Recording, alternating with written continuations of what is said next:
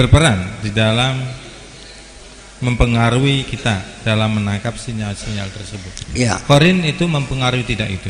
Ya, sangat mempengaruhi. Mungkin ini mitos ya. Pernah lihat nggak anak bayi nangis ketawa sendiri? Pernah ketawa sendiri? Tahu? Sama siapa ketawanya tuh? Ada sesuatu. Ini mitos ya. Nanti barangkali ada Pak Dokter juga tahu ya. Dengan siapa ketawanya dia itu? Karena ketawa sendiri gitu. Kemudian sejak kapan bayi itu mengenal lingkungannya? Ya kan begitu. Sejak berapa hari telinganya bisa berfungsi, mata bisa melihat, dan rasa emosinya apa yang terjadi. Anak bayi itu begitu lahir, ini maupun Pak Dokter silakan dikonfirmasikan, hanya dua, nyaman dan tidak nyaman. Kalau tidak nyaman nangis, kalau nyaman tidur. Kemudian muncul rasa takut. Setelah telinga terbuka, rasa takut. Satu, takutnya takut jatuh, dan kedua takutnya mendengar suara yang gaduh. Betul Pak Dokter? Nah, sampai nanti muncul emosi, rasa cinta dan sebagainya, itu kan dalam adolescent psychology. Adolescent psychology itu kan ada kecenderungan pada jenis. Yang lain kan ketika dengan terjadinya proses fisiologi hormonal itu terjadi, baru ada kecenderungan itu. Dulu belum ada. Itu dalam prosesnya ini manusia tidak sendirian. Yang kita tanyakan ini Bapak Dokter, apakah benar jantung itu berdegup sendiri atau ada yang mendegupkan? Paru-paru itu kembang kempis sendiri apa ada yang? Ini satu pertanyaan dalam bidang kedokteran. Sejak kapan jantung bayi berdegup? Dan siapa yang mendegupkan? Dokter paling tidak mukul pantatnya, betul nggak? Suruh nangis. Kalau nggak nangis mati dia. Nah itu. Nah ini proses semacam ini memang Allah sendiri menyuruh malaikat bersujud kepada manusia ini, bukan sujud nyembah, tapi artinya merawat, menjaga, mengembangkan, membesarkan, sehingga terjadinya sel-sel tubuh yang rusak, yang bermiliar-miliar sel rusak, sekitar 18 miliar sel rusak dari tubuh kita akibat beraktivitas. Itu dalam tidur lelap terganti semuanya. Dan itu siapa yang mengontrol? Adalah otak tidak sadar kita, al-aqlul lawa'i.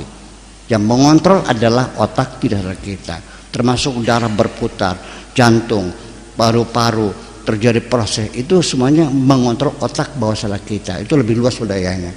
Adapun otak sadar kita yang kita lihat, yang kita pandang, rokok, minum, kopi, itu yang otak bawah sadar kita. Tapi yang terjadi dalam kita itu otak bawah sadar kita. Ini silakan dikonfirmasi dengan dokter. Ilmu adalah ilmu Pak ya, artinya siapapun bisa tahu. Nah ini semuanya itulah malaikat-malaikat yang bekerja siang dan malam.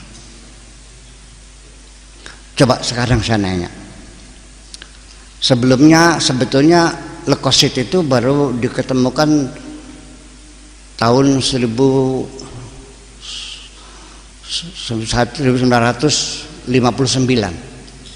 ya, oleh di salah satu perguruan tinggi swasta Yale, di Yale of University itu ada leukosit itu.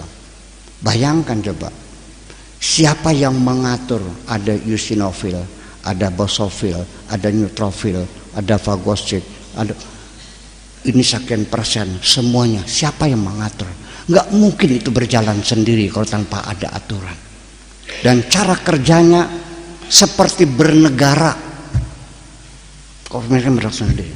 Ada yang jadi BIN, badan intelijennya ada, ya.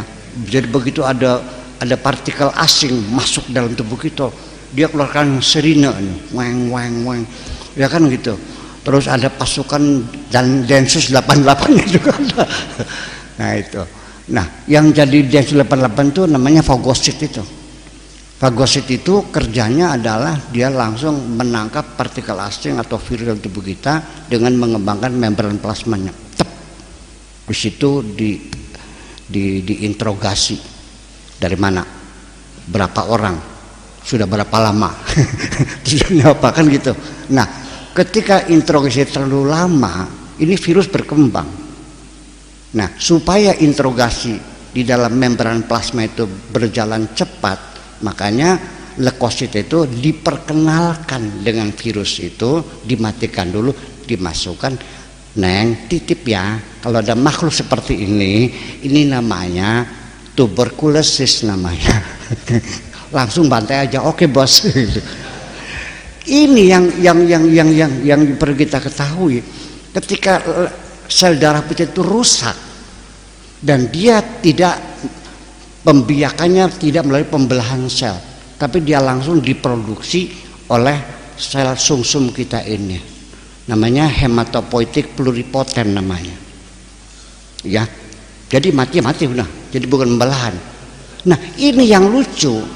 Sebelum dia mati, dia copy paste kepada sel yang baru nih. Copy paste, ini titip, bayangkan. Itu kerja apa ini? Nggak mungkin itu berjalan sendiri. Makanya ya tidak bisa kita bohongi, itu adalah suatu kerja yang luar biasa, very sophisticated semuanya itu. Dan bagaimana itu mengcopy paste ya memori yang ada pada leukosit yang sudah mati kepada yang baru muncul, bagaimana caranya? Silakan Pak Dokter menjawab. Terima kasih.